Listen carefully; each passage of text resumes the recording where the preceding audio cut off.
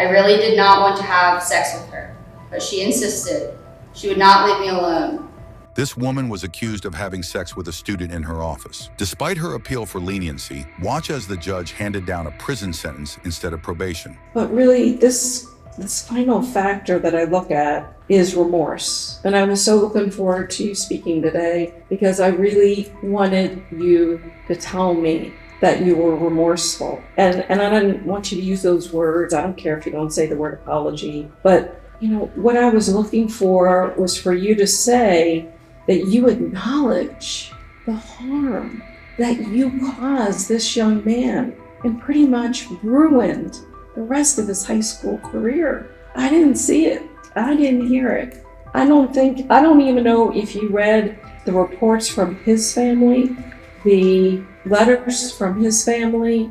But what I learned from reading that is that your behavior destroyed his confidence in himself, his education, his college career, his scholarships for sports, his relationships. He feels guilty.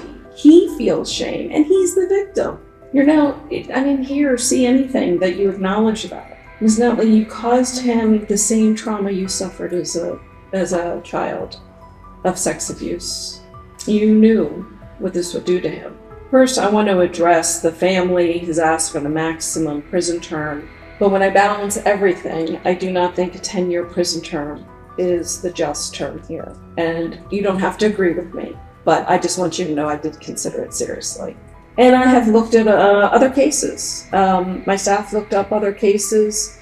I think the median average was, the median and the average was 3 years on cases like this. And I did consider probation. Ms. Nutley, I think, talk to lawyers who practice in this courthouse. I love probation.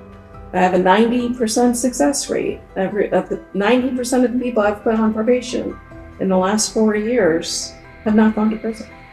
I find that to be a success.